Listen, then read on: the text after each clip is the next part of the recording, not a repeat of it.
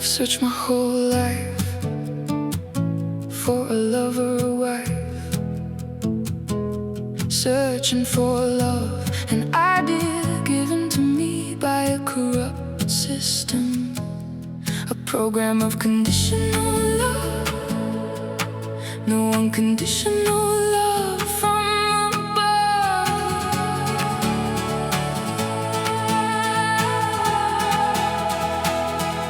I've searched my whole life for a lover, for a wife. So most of my life, I thought I was searching for love. I thought I was searching for a partner, someone to complete me. I thought if I could just find that right person, everything would just finally make sense. And I guess I was a hopeless romantic. And honestly, I think a lot of us are conditioned into believing this and becoming hopeless romantics. And we're raised on these movies that tell us we're incomplete until we find the one, or songs about heartbreak and longing and searching for someone to save us and complete us. Without even realizing it, we begin to build our identity around the pursuit of love, of finding this unattainable love, which seemed unattainable to me. And looking back now, I don't think that I was actually searching for a partner. I think that I was actually searching for love I didn't fully experience growing up, and searching for acceptance or validation, safety, belonging. I was searching for myself, really, because I wasn't finding those things within myself. I kept looking outside of myself, and I thought that another person could fill that void. But it was for me to heal, it's for me to fill it. And what I've come to realize is the deepest longing that I carried wasn't actually for another human being, but it was a longing for a connection with myself, a longing for a connection with God, a longing for, or to remember who I truly am beneath all this conditioning, all the wounds and the stories, and these inherited stories about who I was supposed to be and who I thought I was supposed to be. But for years, I chased a relationship, hoping that that would make me complete, that would make me whole. But wholeness was never waiting for me in another person. It was waiting for me right here inside of myself. Part of my journey was realizing that I had spent so much time, so much of my life disconnected from these aspects of myself that I didn't fully understand. I had to learn to survive, to push forward and perform, to seek, to prove.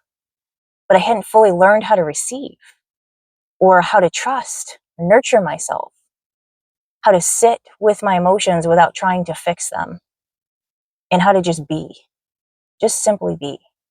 And I'd spent so much of my energy searching for someone else that could do these things for me, that could give me love I was withholding from myself.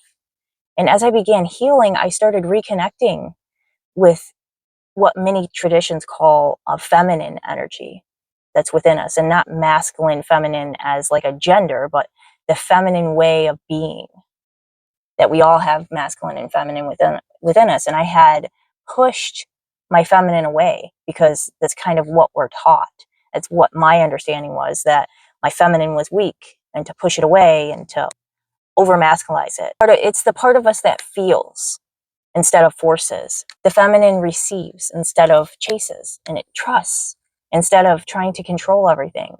It creates instead of performing, and it loves instead of seeking validation. And the more I embraced these parts of myself, the more whole I became. I stopped abandoning myself. I stopped looking for someone else to make me whole and tell me I was worthy. I stopped believing that love was something that I had to earn. And for the first time, I began to experience love that had been available to me all along. And not from another person, but from myself, from within, from God, from the deepest part of my soul. And what I've come to believe is that the void that so many of us spend our lives trying to fill isn't actually a need for another person. It's a longing for wholeness. And then we try to fill it with relationships and achievements and money, all these things, validation, substances. with distractions, bottom line, and with anything that gives us a temporary relief from the feeling that something is missing. No matter how much we accumulate, the feeling eventually returns, because the void was never created by the absence of a person or a thing.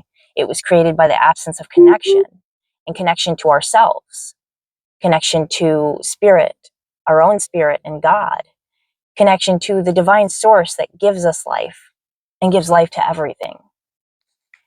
Whatever language resonates with you, God, creator, source, spirit, universe, the experience is often the same. There is a part of us that remembers where we came from. And when we become disconnected from that part of ourselves, we spend our life searching. We search for people, experiences, possessions, identities, anything to fill that void, trying to find externally what can only be found internally. And for me, healing wasn't about finding someone to complete me. It was about remembering that I was never separate from love. Love wasn't outside of me. It was within me. It was within God. It was, in many ways, not separate experiences, because the divine lives within each of us. And I spent years looking for God through people, only to discover God was teaching me how to find myself. And the more I connect with that presence, the more the emptiness disappeared. And not because life suddenly became perfect, because my life is in no way perfect, nobody's is, but because I no longer felt disconnected from myself. And I no longer felt disconnected from God. And that space began to fill with spirit and presence and love and purpose.